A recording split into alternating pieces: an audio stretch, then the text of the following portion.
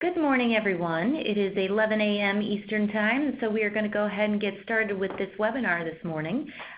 First off, I'd like to thank everyone for joining us bright and early for this third webinar in our series on evaluation and impact investing. For any of those who have not been able to join us for the previous two webinars, those are available on the Johnson Center's YouTube channel, and we will make sure to share those in the follow-up emails to this piece. So to go ahead and move along, my name is Tory Martin. I am the Director of Communications and Engagement here at the Dorothy A. Johnson Center for Philanthropy at Grand Valley State University. The Johnson Center has been around for about 27 years now, and we focus on research and capacity building that supports the field of philanthropy, by which we mean nonprofits, foundations, donors, and volunteers, everyone who is touched by this work of making change and doing good for the betterment of all people. Our mission is to understand, strengthen, and advance philanthropy. And with that in mind, we are really grateful to be on this webinar this morning with so many great partners who are invested in having these joint conversations and sharing best practices. So to move forward into this morning's program, before we do that, I just want to let everyone know about a couple of reminders. So first of all, if you are looking at ReadyTalk, you will see in the bottom left-hand corner a chat box. This is the perfect place to submit your questions throughout this morning's program or at the end when we will have a specific Q&A session. And that can be both questions related to the content, and if you are having any technical issues either with audio or with visuals, just let us know in that bottom chat box and we will take care of it for you. Secondly, the webinar is being recorded this morning, and a link to the recording will be emailed to all registered participants afterwards. And as I mentioned, we will also be sharing the links to the previous two webinars recordings that will be available for all. And of course, those are shareable with any of your colleagues who are maybe not able to register and join us as well. They are all freely available on YouTube. And lastly, a copy of today's slides will also be emailed to all registered participants, so you can go back and check those details and suggestions that you wanted to make particular note of. Those will all be available. We also want to get a sense of who is joining us this morning. So we're going to start out with a couple of quick poll questions. So let's start with, what type of organization do you represent? Foundation, nonprofit organization, a financial institution, consultancy, or other? So we're going to go ahead and ask everybody to go ahead and answer this question.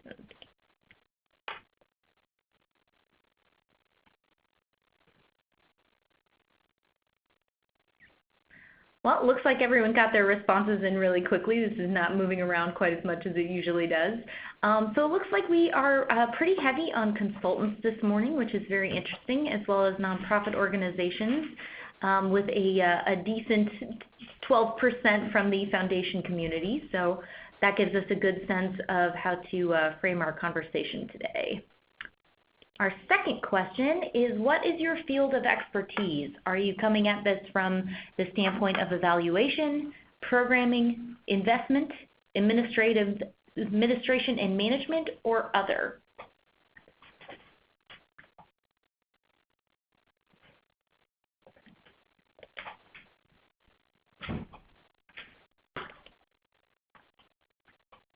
Okay, that takes us to a pretty good breakdown here. It looks like we have a pretty strong contingent of evaluators joining us, which is really great, as well as other and administrative managers. So it looks like we have quite a few people in the room who are coming at this from a strategic viewpoint, which is fantastic.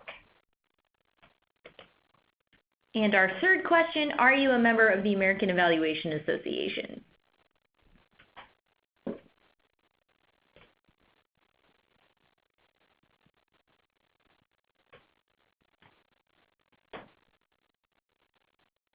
Look at that. We are 50-50 right along the line. So that is great. We are very grateful to be working with the American Evaluation Association, Mission Impact Investors, and the Council of Michigan Foundations to put this program on today.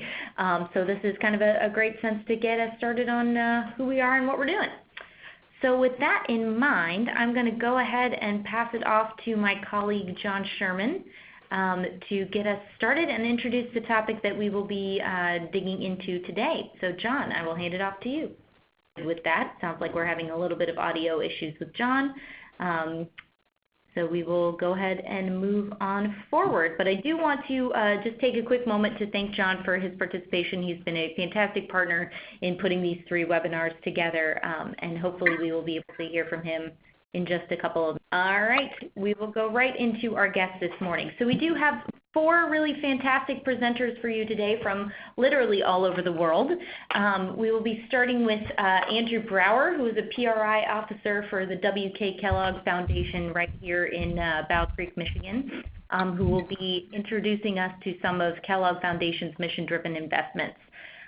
We will then be joined by both Sophie Lawrence and Thomas Kopti of KKS Advisors, who are joining us from the United Kingdom this morning, so we appreciate their time zone flexibility. And then finally, Jason Franklin from the W.K. Kellogg Community Philanthropy Chair here at the Johnson Center for Philanthropy. Jason does work all around the world related to collective giving mechanisms and impact investing as it is evolving forward today. So with that, I will go ahead and hand this off to Andrew to get us started. Yeah, thank you.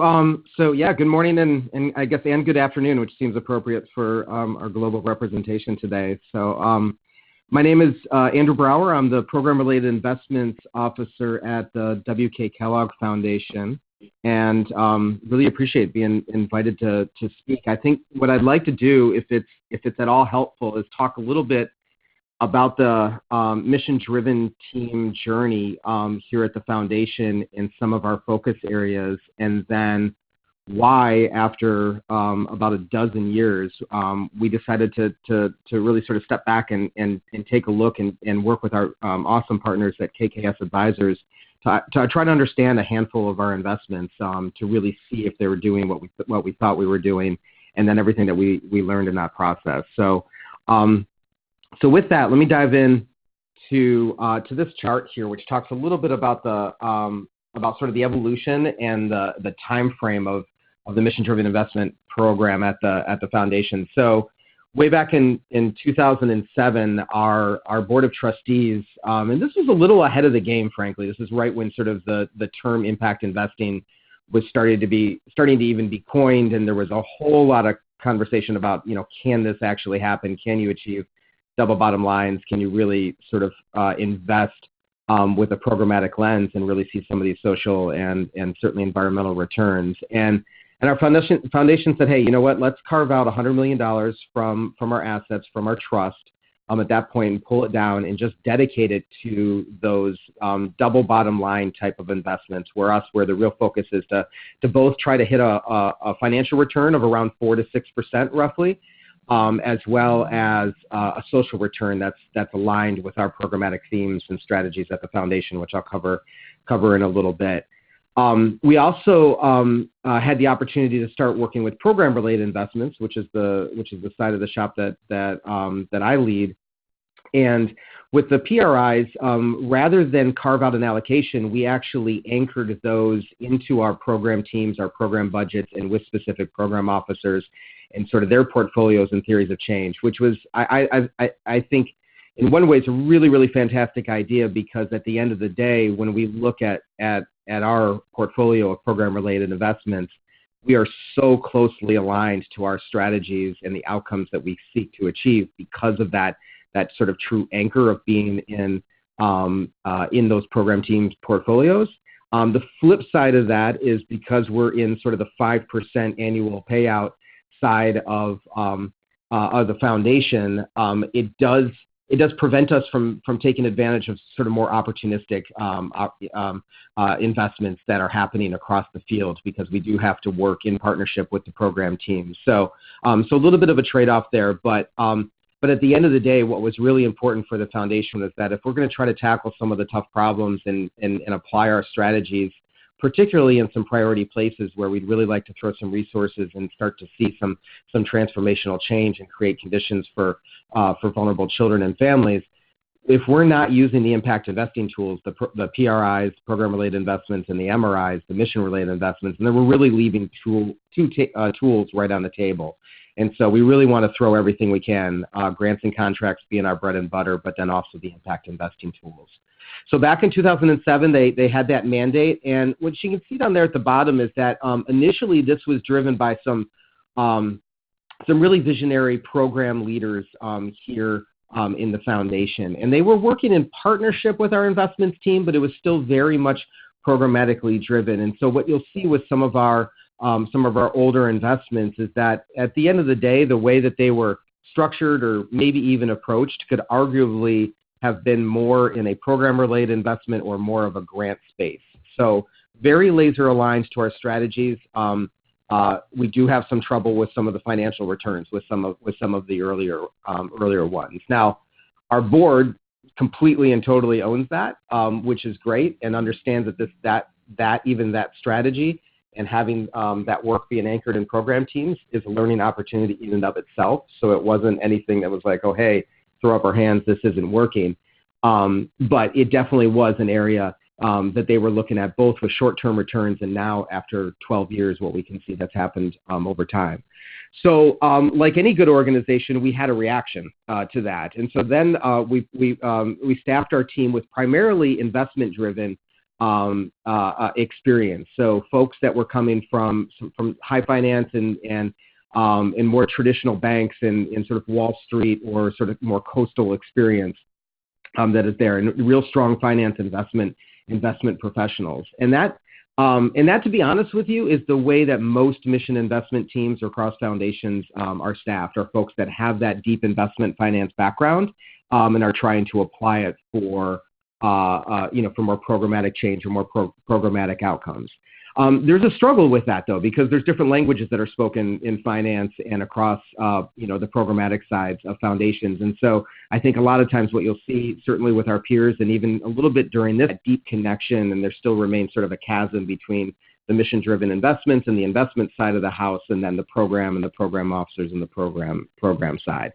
So then, of course, we reacted to that, and what happened is we pulled in two people 3.5 years ago, myself being one of them, and I ended up doing essentially the reverse commute of impact investing, which I was coming from a national and place-based program officer experience for about 6.5 years within the foundation, and then moved over here to the impact investing team, the mission-driven investment team. And then we also pulled in the director of our team, Cynthia Muller, who her entire career has actually been spent in finance and in the impact investing space, on the ground making deals in CDFIs to leading consultancies for a national organization, helping to build sort of the competency of impact investing and mission investing in family offices and high net worth individuals and all the rest.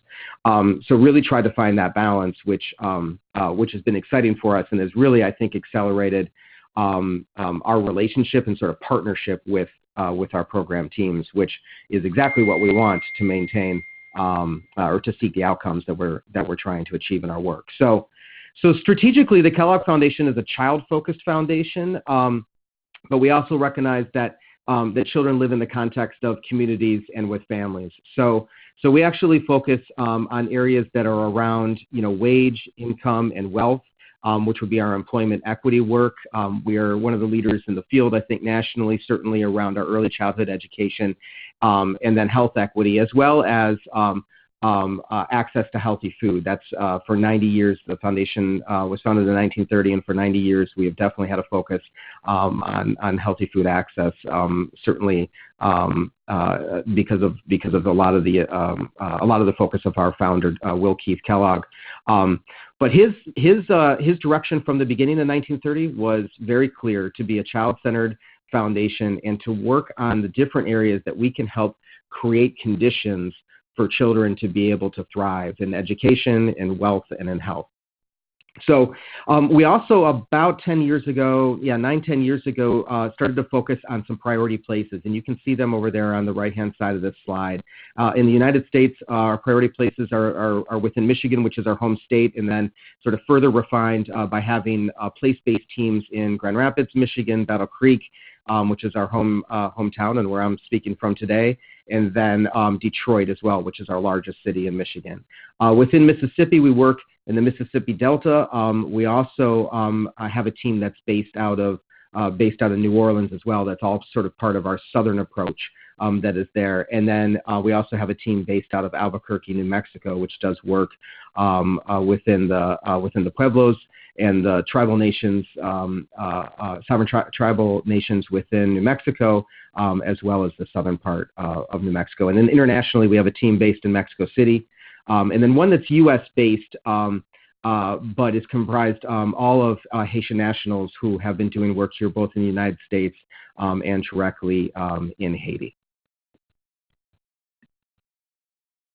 This gives you a little bit of an idea of, since the inception, where our portfolio has gone. So at this point right now, we've had a total of 21 program-related investments that have been committed, and then 3 of those have actually, we've been able to exit from those.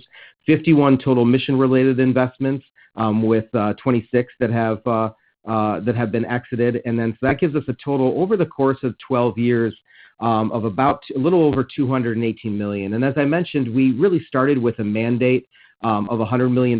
What has been fantastic with our board of directors, and we report to them annually, sometimes semi-annually, on this work, is every time we go in there, the learning that they're seeking has really encouraged them to not make necessarily like a big announcement that, hey, we're going to do another $500 million or any of that, but essentially just a mandate just to keep on going and keep trying to prove this case and really keep trying to make sure that we're doing investments that both have that financial and that investment integrity as well as the programmatic integrity as well.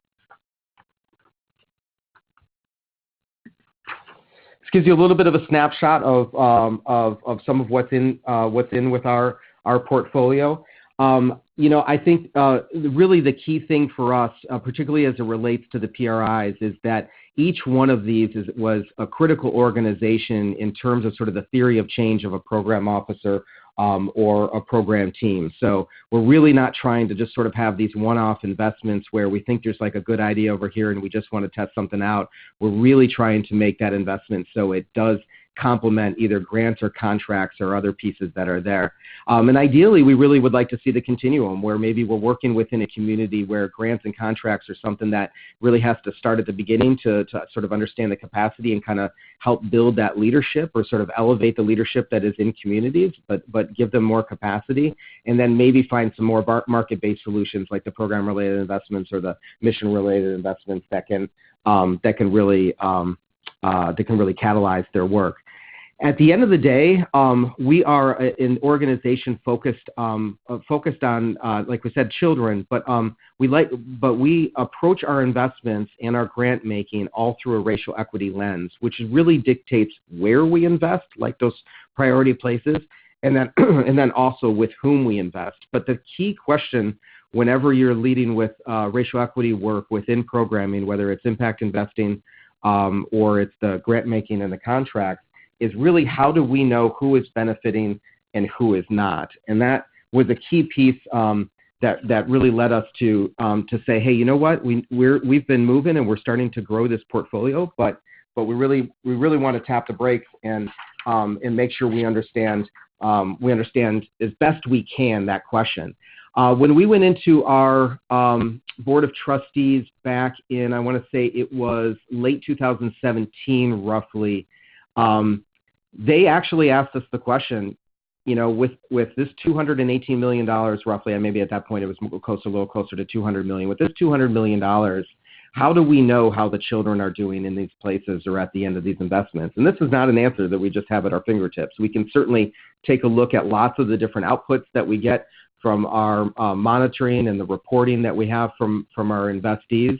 To be honest with you, the mission-related investment field at this point is still not super solid in being able to sometimes even report at the output level, but certainly not at the outcome level that really tracks to our strategies. So we understood when we were walking out of there, if we really want to try to chase down that question of how are the children doing in these communities, if we really want to understand that racial equity question, which is like who is benefiting and who is not, we knew we were going to have to apply some level of evaluation. So that led us to our great colleagues here at KKS Advisors, which they'll be able to talk through a little bit what they did with a handful of investments in our mission-related investment portfolio. So if it's okay, Sophie and Thomas, I think, Sophie, I'm going to pass it off to you, and then we'll return back on the other end to talk a little bit about how your work has impacted us.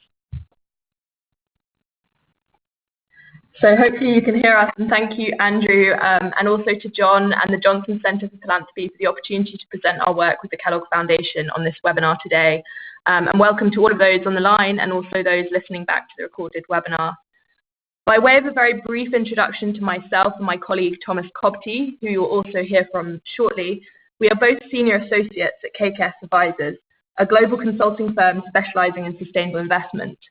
Our work with our foundation and impact investor clients specifically has centered around how to apply impact measurement techniques most effectively to maximize the power of capital to achieve social and environmental impact. Recognizing that the process for evaluating impact investments is still in its adolescence, we believe it's very important that we are all learning together to advance the field. In this spirit, we wanted to provide you with an overview of the work that we did with the Kellogg Foundation in the hope that you can apply some of the learnings. We worked with the Foundation over an 18-month period to develop a practical framework, the mission-aligned framework for investing. The framework is designed to be used both for ongoing measurement of existing investments and during the due diligence process for prospective investments. So the aim of the framework was to address three core challenges. Firstly, the selection problem, how to choose between alternative investments that have an equal risk-adjusted return profile. Secondly, the measurement problem, the ability to accurately measure the social impacts achieved by a given company.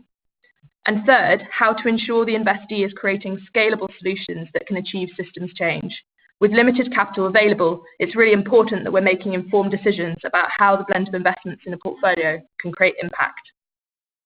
The development of this framework was an iterative process, using three diverse Kellogg mission-driven investments as pilot cases. HealthMine, a healthcare technology platform, Southern Bancorp, a community development financial institution, and Revolution Foods, a healthy school food provider. To overcome these three core challenges, the framework has four categories. The first is alignment and evidence. How aligned is the impact an investee creates to an investor's mission? The second is measurement quality. Can the impact be measured, and at what level? The third is impact scalability. How scalable are the impacts that the investee is creating? And the fourth is disruption opportunity. What potential does the investee have of creating broader systemic change with its activities?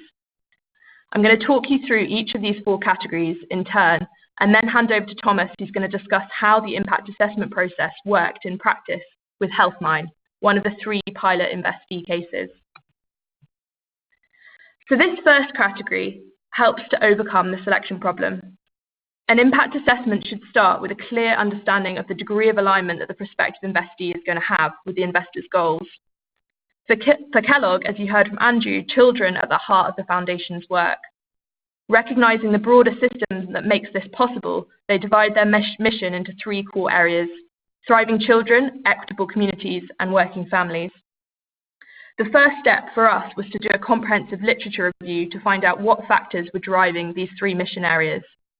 This involved reviewing over 100 academic papers and then scoring each determinant based on their magnitude of impact and the quality of scientific evidence based on an assessment of the research. You can see an extract from this analysis up on your screen now and a sample of these determinants. Now, this is a really important step as some of the determinants are more obvious, but some are less so. For example, if we're looking at thriving children, it may be more obvious to an investor that finding an investment supporting the outcome of quality child nutrition would result in an impact on thriving children, but it may be less obvious that pregnant women's health is another key determinant. So how does this first step translate into the first component of the framework? Here is an extract of how this category is scored. In the first column, you can see the determinants, then the magnitude of impact and the quality of scientific evidence scores. And then each investee gets scored. The first column asks the question, is there alignment of impact to this determinant? The following column then looks at whether the investee is able to provide evidence of that alignment. They receive a higher score if they are able to evidence the impact. Here is a summary of the alignment for the 3 investees we were looking at. The next step in our process was to address the measurement problem. The measurement quality category explores how well an investee can evidence the impact of a particular intervention it is making. Is it able to evidence the output, the outcome, or the impact, which we named systems in our framework? This is drawing on a common concept in impact measurement called a results chain, which is a measurement system that links inputs to activities, outputs, and ultimately to outcomes and impacts. It can be used to describe an intervention's observable changes at different levels, from the delivery of goods and services all the way through to the long-term changes on people's lives or the wider environment. You can see an example here from HealthMine. An output that it reports would be the number of people that have registered on its platform. An outcome would be the difference in compliance rates for health actions between non-registered and registered users. And an impact would be reporting the link between health actions that customers have taken through using the platform and the impact of these on society. For example, reduced deaths from breast cancer due to early screening, which Thomas will come on to talk through more in his slides shortly. The framework rewards investees that are able to measure the impacts of their products and services further down the results chain, as this gives investors more confidence that the desired impacts are being achieved. We will come back to this point later in our recommendations for the field.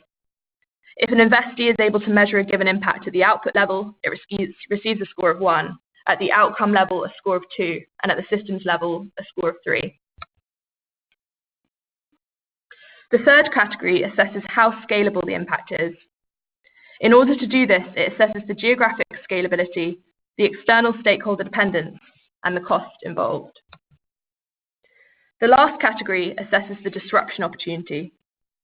It's important that impact investors are aware of the wider system they're investing in. To integrate this thinking into the mission-aligned framework for investing, we adapted work from systems thinking theory, notably the systems thinker Donella Meadows, to create a practical way to assess investments. This section asks the question, in what potential ways can the organization change the system? This category is designed as a tool for a workshop discussion with relevant parties to discuss how each investee can potentially impact the system. The first part of the score is based on the framework for systems disruption that we've just seen. The probability of realization and difficulty of implementation are also then taken into account. Each of the categories in the framework can be scored and then discussed. I will now hand over to Thomas to talk you through our work with HealthMine, one of the 3 Kellogg Foundation investees that we carried out an impact assessment for to help us build this mission-aligned framework for investing. Thank you, Sophie, and good morning and good afternoon, everyone. So, as Sophie said, I'm going to focus on the impact evaluation of one of the 3 investees we looked at as part of the project for the Kellogg Foundation, and that investee is HealthMine. So first, before we dive into the impact assessment, a bit of background about HealthMine. So they are a health technology company that empowers and incentivizes individuals to take action and improve their health through their digital platform. Its services have been leveraged by health plans since 2008 to target and engage individuals to take the next clinically informed health actions that improve quality measures and clinical outcomes. At the same time, this also results in decreasing total cost of care. So following initial desk-based research and conversations with the company, we were able to understand the broad alignment of the company's impact with the 3 Kellogg focus areas. So as you can see on this slide, this investment actually aligns with the 3 core focus areas by impacting 3 core determinants: access to healthcare, pregnant women's health, and children's health. In order to understand the company's impact better, we needed to go a lot deeper than that. So I'll talk you through the different steps that we took as part of the evaluation. So following a lot of conversations with both the management of the company as well as the Kellogg Foundation, we decided to focus on understanding 4 key areas of impact for HealthMine: the use of the platform, compliance with recommended health actions, management of chronic conditions, and healthcare expenditure. The process that we followed to look at these 4 key areas entailed, first, a review of the medical and academic literature, also developing a systems map, then statistical analysis of the HealthMine platform data, and then finally a summary of impact findings shared with both HealthMine and then the Kellogg Foundation. So the first step was really to carry out a thorough review of the medical and scientific literature to understand the existing evidence on the links between preventive health actions and potential impacts on patients' health, well-being, professional and personal lives. So we looked at about 80 publications to understand the link between preventative health actions and the impacts on wider health. Building on this literature, we constructed a systems map to evidence the potential wider system impacts of HealthMine on members. So this is what you see on this slide. This is the systems map that we developed for HealthMine. And we developed similar ones for the other two investments we looked at, namely Revolution Foods and Southern Bancorp, and you'll be able to access that as part of the report. You might not be able to read through all of the details of the map, but I'll walk you through it. And if we start actually with the right-hand side of the map, we found quite a lot of scientific evidence proving that the development of chronic diseases does not only result in a deterioration of overall health, but also results on an inability to work, deterioration in family relationships, lower income, burden on caregivers, decreased child well-being, etc. So a lot of negative impacts beyond the health impacts of the patient.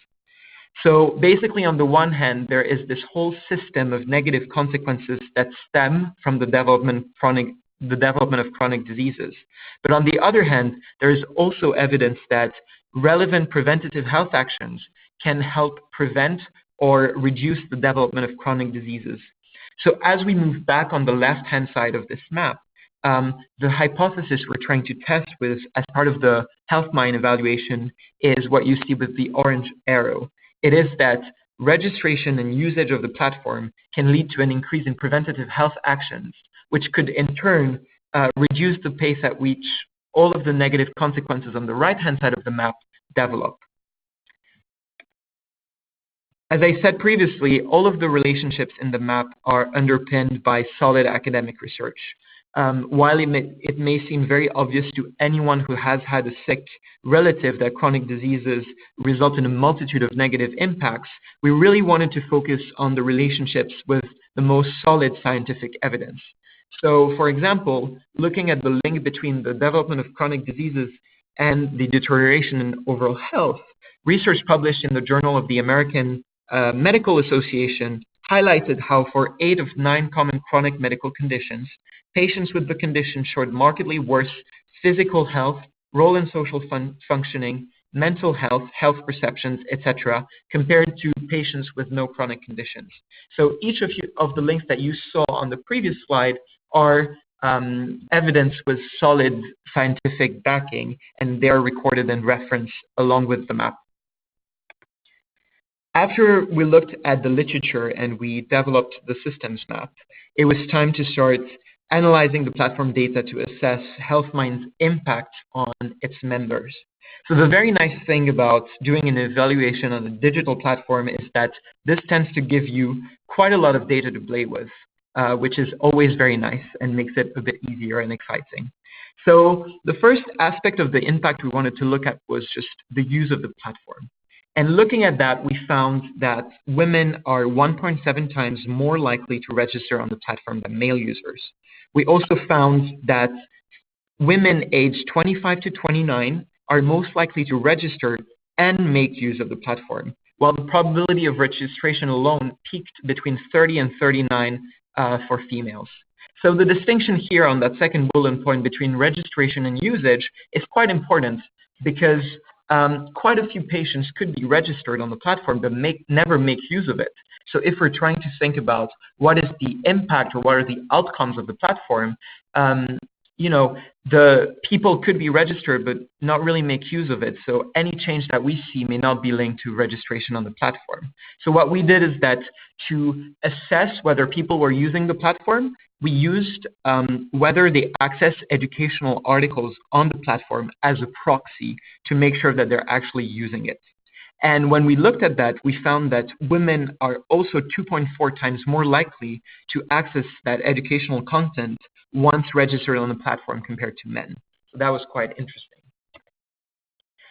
The second impact area we wanted to look at was compliance with recommended health actions. So the whole purpose of this evaluation is to move beyond the output level, which is just looking at how many people are registered, how many people are using the platform, but really trying to see, okay, what is the impact on those people once they register? So what we did in the first evaluation is that we compared the compliance rates of members who register on the platform, and these are the treatment group, to members that do not register on the platform, who are the control group.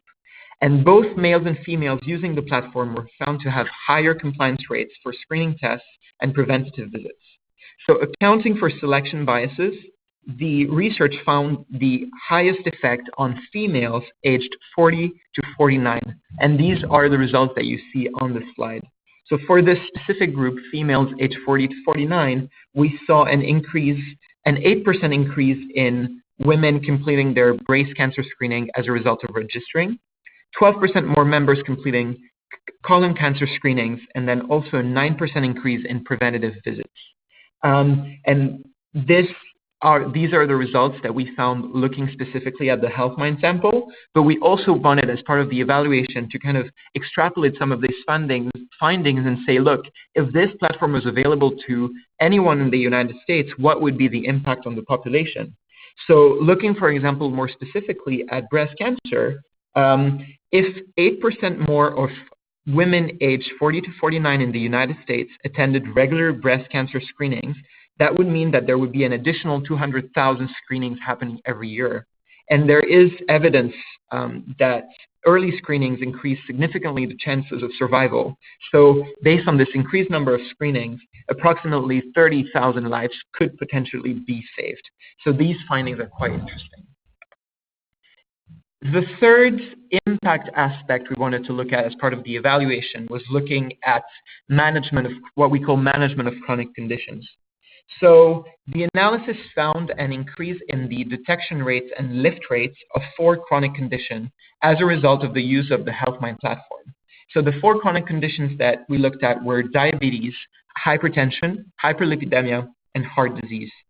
I've used the word lift rate, which basically is can be defined as the percentage of members managing their condition as a result of using the HealthMine platform. So if we pause for a second and take an example on this slide, for example, hypertension, about 7,000 previously undetected cases were diagnosed following registration on the platform. And then we estimated with the research that between 2.6% and 6.5% of members started managing their hypertension condition as a result of the platform. And what we looked at when we were assessing whether they were managing it, we were looking at whether members were kind of being compliant with the required health actions. So for example, if you're diagnosed with hypertension, you need to have specific doctor visits every time a year to an hypertension specialist. So this is the kind of things we were looking at as part of the evaluation for patients to qualify as managing their condition. And then finally, the fourth impact area we looked at was healthcare expenditure. So basically, we wanted to investigate how the improved management of chronic conditions translated into savings in healthcare expenditure. So we carried out a literature review on population health management and disease prevention to get estimates for potential yearly savings per member managing a disease, for example, diabetes, hypertension, etc.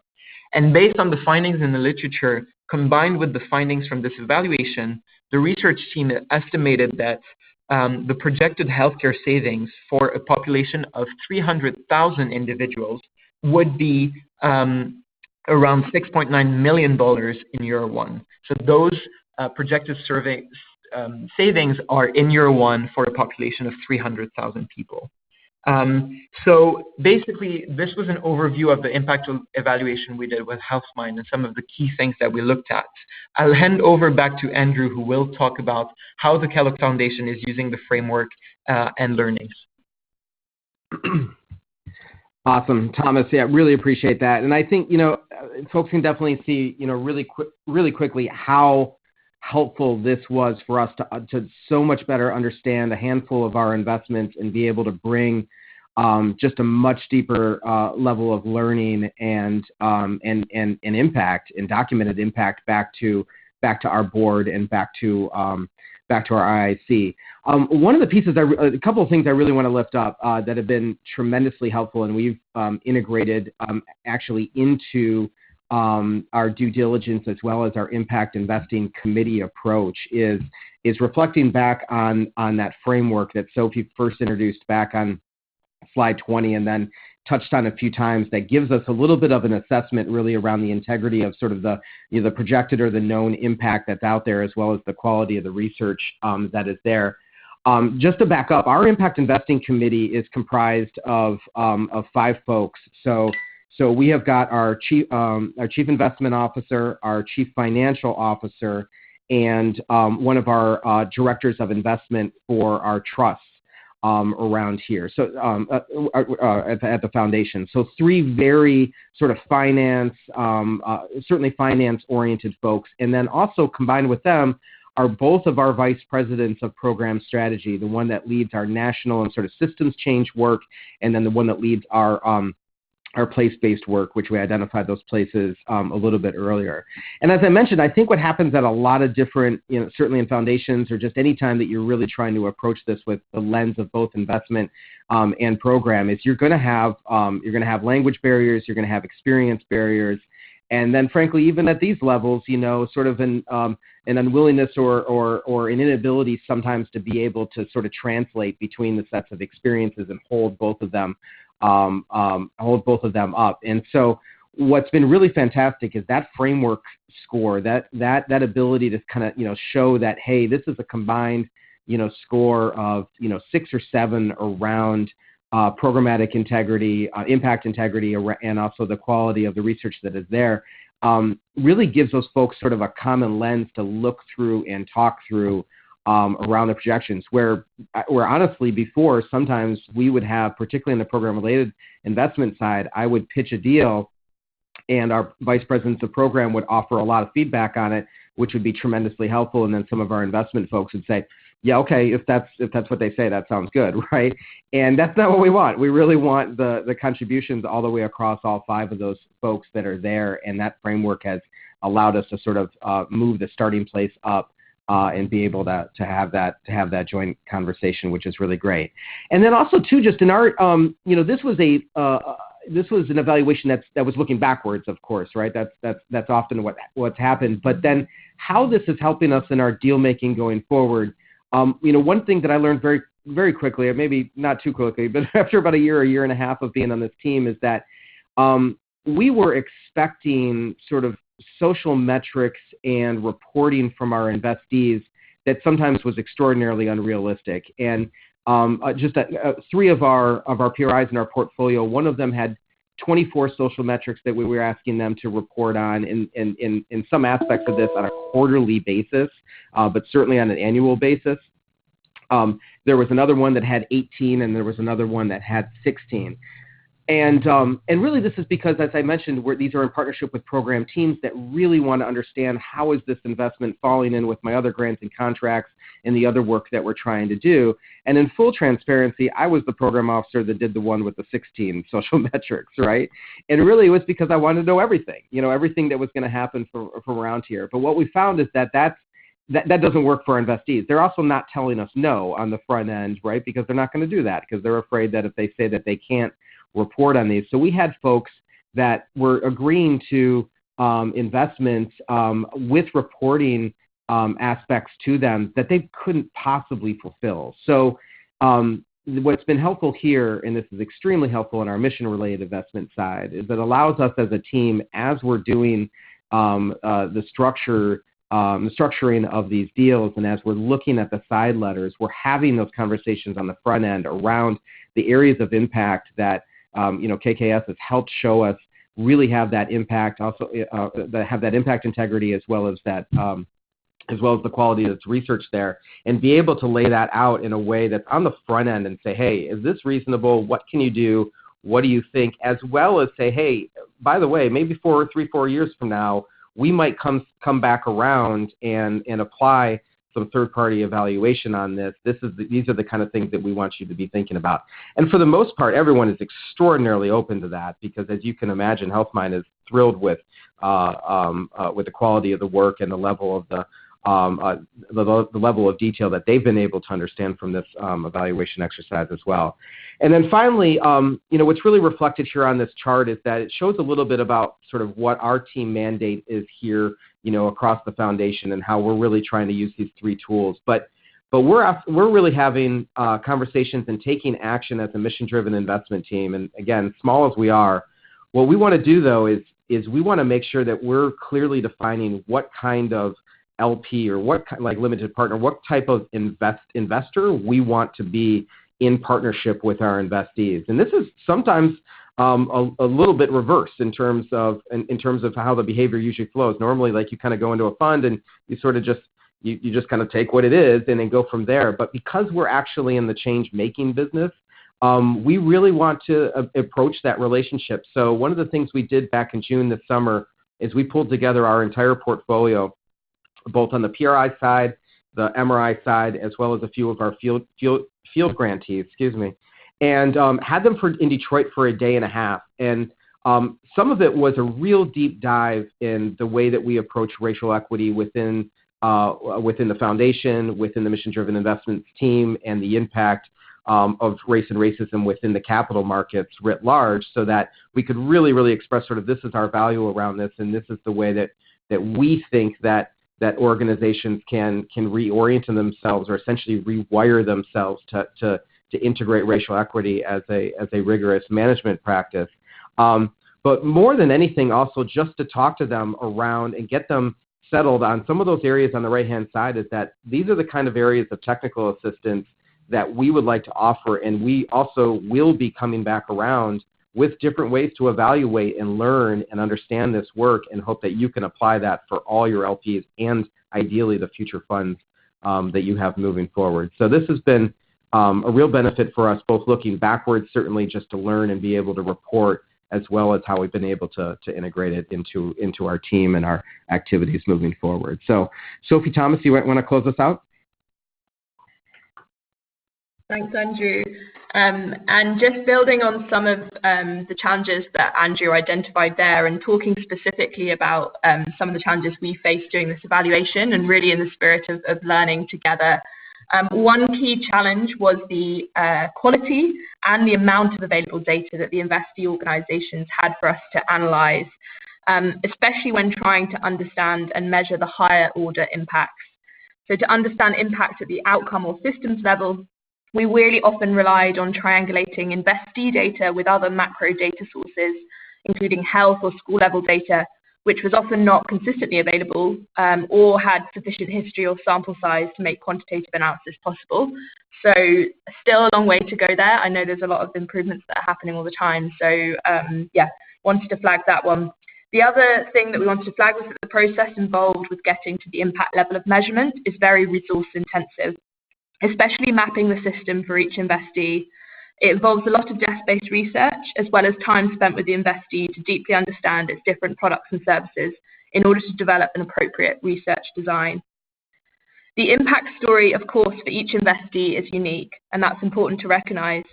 And this means thought needs to be given by the evaluator to adapt the research design in each case based on the data available and the unique context. We also heard from the investees that they can get burdened with data requests, as Andrew mentioned, from different investors, and this can distract from developing the appropriate mechanisms to capture the smaller number of more targeted, maybe higher order impacts, where they're creating the most meaningful change.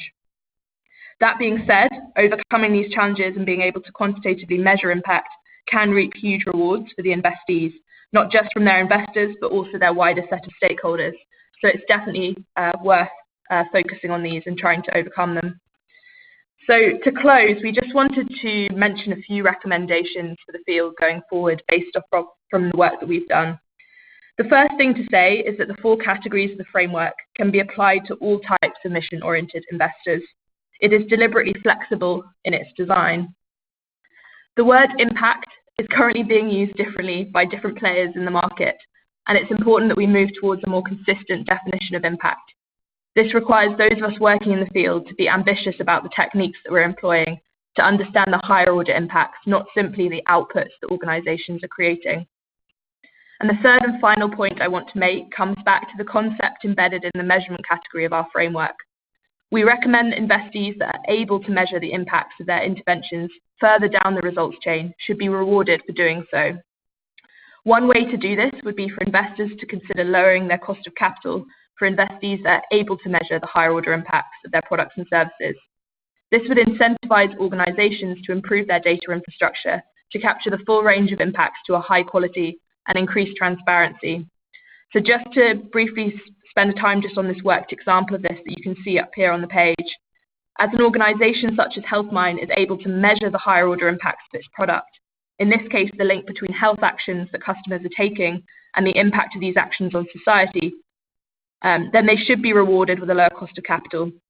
As an investor receiving this information, the risk of not achieving the desired outcome of your impact investment has reduced.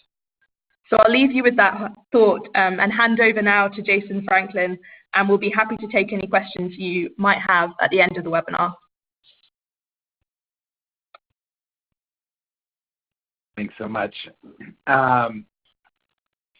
So I'm taking us in a different direction, and thank you all for being here, and good morning and good afternoon, depending where you're calling in from.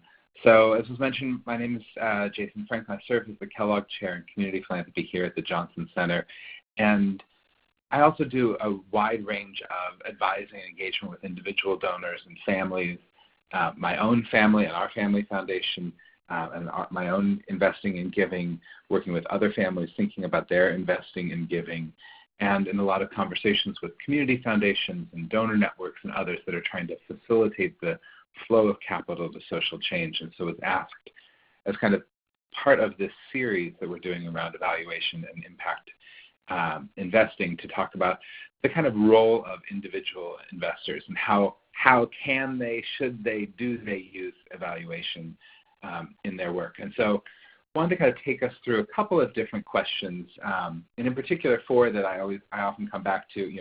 Who are these individual investors that we talked about, and what do they think about impact investing? Important to kind of set that ground level before we dive in. What factors lead individuals to use evaluation? How might they use evaluation, and what stops them from using evaluation data? So kind of dive into each of those. So first, when we think about who are they, overall we know that Credit Suisse, their 2019 Global Wealth Report, has an estimate that there are 18.6 million millionaires in the United States. And for the sake of this presentation, I'm going to focus in mostly on U.S. data, although I do work with families in other parts of the world as well. But 18.6 million millionaires, but that's $1 million. That's retirement savings. That's not necessarily who we're thinking about for individual investors who are engaging in this type of impact investment where they might be looking at evaluation data. So we might think instead, okay, ultra high net worth families. That's over $50 million in assets. There's 80,000 of those families in the United States. So it's actually almost half of the global share of ultra high net worth families, so 80,000. And then of that 80,000, 1/4 or 20,000 are families with assets over $100 million. So you can see how quickly and the number gets small when we think about the number of families or individuals who have the scale of assets to invest at a high level in impact investments, who also might then deeply engage with evaluation in a more intentional way. But let's look at some of the data that comes about. What do they think about this data? So the Sustainable Signals report from Morgan Stanley, 75% of investors are interested. 80% are interested if they can be customized to meet their goals. There's still this financial trade-off myth. Over half think that there's a financial trade-off to do impact or sustainable investing. And I've put the source with each of these because one of the points I want to make is most of the data we have about what do individuals think about impact investing doesn't actually reflect the type of investors we might be talking about who would be engaged in large-scale investing or then using evaluation to really deeply engage with their investment strategies. So this Sustainable Signals, widely used report, people look at these data points. It's a poll of 1,000 active individual investors, which is anybody who's actively trading stocks, mutual funds, bonds outside of their retirement.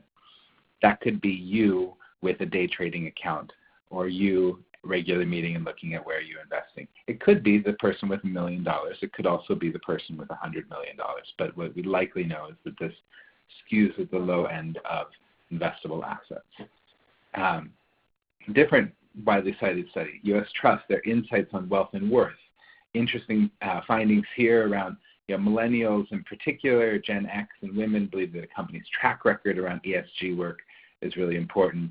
37% of all high net worth investors are reviewing their portfolios, so over a third.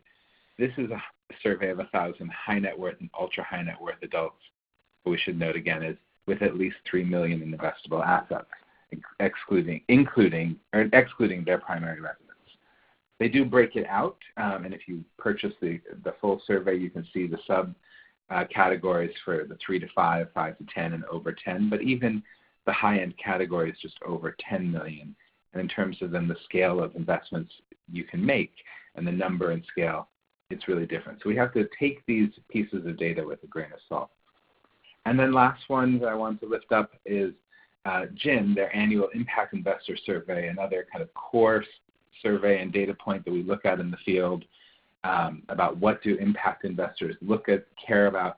And here I just lifted up the organization types of the 266 respondents that they have who help us understand what do impact investors think about.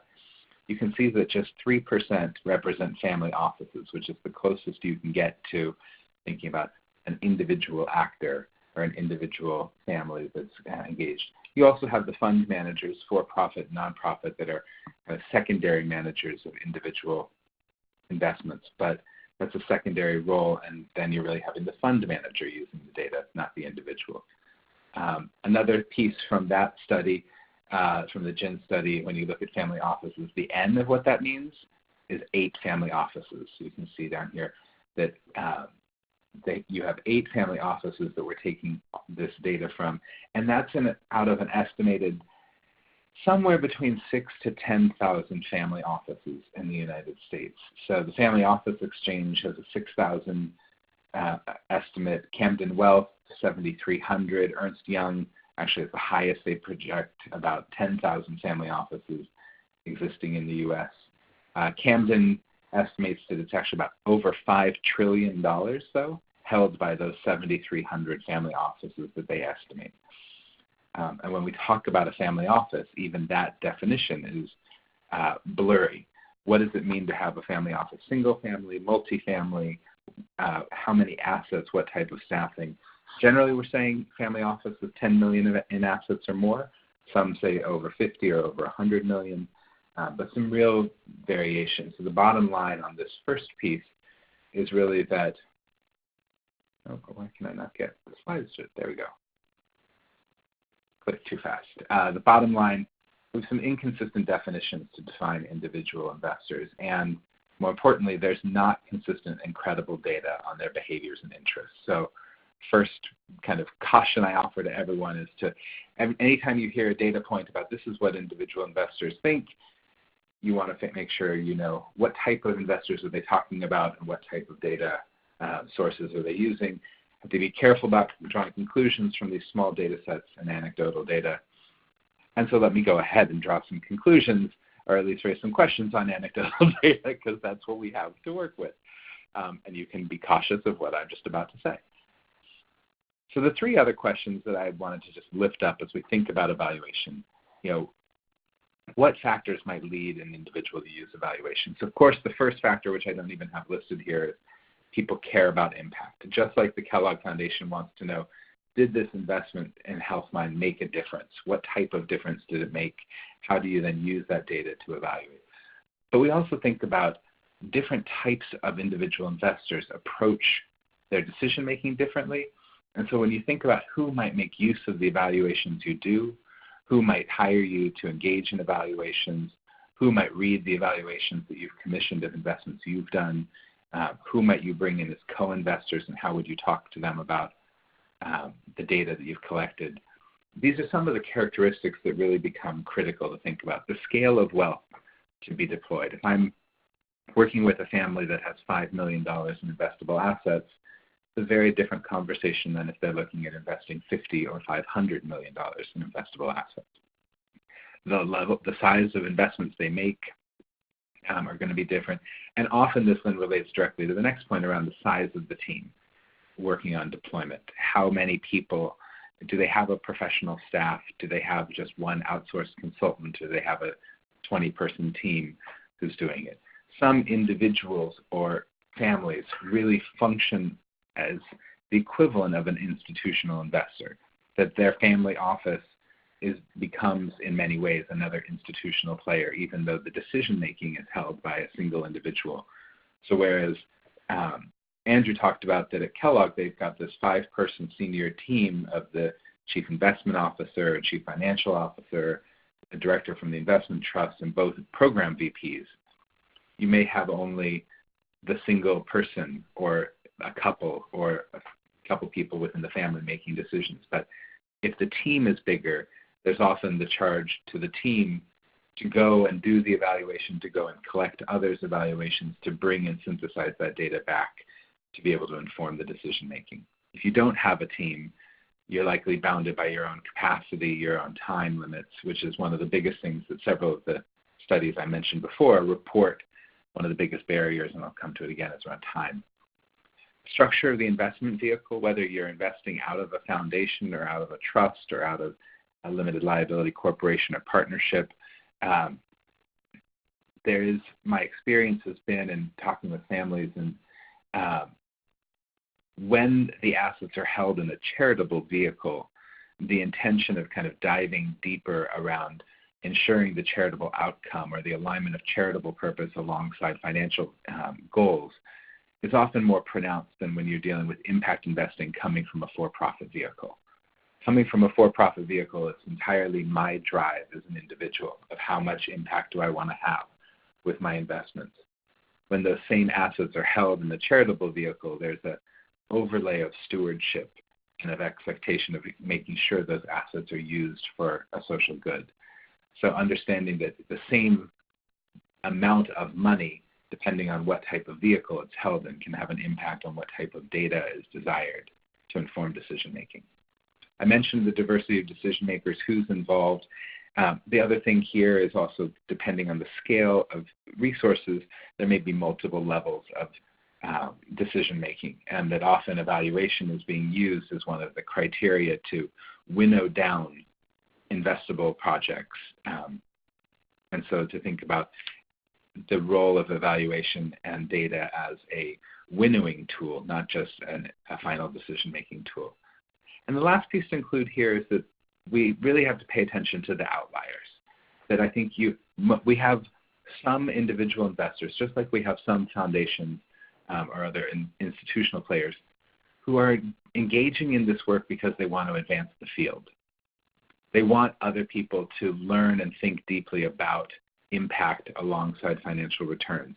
They'll commission deep evaluations to be able to inform others' thinking and develop new structures, versus other investors who would just want to make sure that their money is doing good.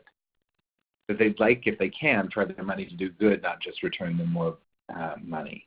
And so understanding if they're more of a passive or proactive investor and their kind of orientation, which sometimes is an exception to the scale of wealth conversation. We have some, individual investors with $500 million or $1 billion in personal assets who are deeply engaged in advancing the field. And I've seen investors who have $3 or $5 million who are making big bet investments, bigger than you might otherwise expect, and engaging in evaluation and data work far more than you would expect, because they're seeing the chance to leverage their $3, $5, $10 million in assets to advance the field. And so kind of paying attention to those characteristics is critical. And then when we think about the use of evaluation, I think often here the biggest barrier or the biggest concern I have is the righteousness of expertise. That that I hear too often and have heard too often in the corridors at conferences or at post-meeting, after a meeting with one of the families I work with, an evaluator, the evaluator says to me afterwards, or the foundation that was trying to get the family to co-invest with them, well, if they would just listen to us, we know what needs to be done. And that righteousness of expertise, whether being trained as an evaluator, I fall prey to it myself, having a PhD in philanthropy. I'm like, I know what to do. You should listen to me. But there's no reason that any of these individuals have to. And to really then say, what are you trying to answer and how can I help, versus why do I think I should tell you or can tell you what you should do. So some investors simply want to know, like, did I do good? They're looking for validation of the decisions they've already made. They're looking for kind of insights to know if this really made it work. They're looking for metrics. They're looking for outcomes. Sometimes they're just looking for outputs because they're looking for validation. They may also be really keen on stories versus some of the complexity of data. They may want to know, did I pick the right or best investment, or how do I pick the best investments moving forward, looking for some type of comparative data, which becomes a real challenge, as Sophie was saying, that every investee story is unique. So how do I compare between apples, oranges, bananas, and a stick of wood? Randomly different things that I can't really compare, but that's what I'm trying to do. And whether true or not, we have a set of financial indicators that allow us to compare hypothetically any investment to any other investment on a financial model. And the fact that we cannot provide the same comparative statistics and data on the impact side is a real source of frustration. Also looking for questions of, like, was it worth it? If I accepted a trade-off for the financial return, below market return, or whether I thought it would be a market rate return but it turned out not to be, I may be okay with that if the evaluation can show me it was worth it in terms of the impact outcomes. Being able to create that narrative or make that discernment of whether it was worth it is something people are often looking for. And finally, trying to take lessons. What should I do next? If I'm looking at evaluation retrospectively, are there lessons that I can take from this about looking at this type of investment in the future? Are there questions I should be asking about future investments? Is this an indication of whether the overall type of field or type of intervention I was looking at makes sense or not? So I think it's really incumbent upon us as professionals and leaders in this field to think about, how do we craft evaluations? How do we craft the reports or the executive summaries or the highlights in ways that actually then help the investors answer the questions that they're trying to ask, not just the questions that we asked in the evaluation itself. And lastly, just to talk about some of the barriers, what stops people from using these evaluation tools and reports? First is often, and we just have this over and over, that people are looking for simpler answers, especially the more passive or smaller investors who may not have the time and availability. They want to know, is this good or bad? Which one is the best? Which one will have the biggest outcome? And they're overwhelmed. Often all of us can be overwhelmed by the complexity of data that comes from a true, deep, high-quality evaluation. There's often limits of their own data literacy and the trade-offs of methodological rigor versus comprehensibility. You can tell me the very detailed systems map that you created, and then my eyes might glaze over. But if instead I try to simplify, I may actually ignore some of the real reality and the complexity that you need to understand. So we struggle with that desire for simplicity, but the reality of complexity. Second, I'd say too often I see that evaluations are answering the wrong questions, that they are, or at least they're not the questions that investors are asking.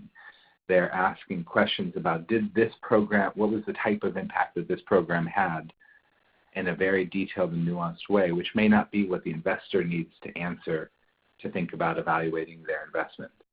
How do we translate evaluation findings into investor actions?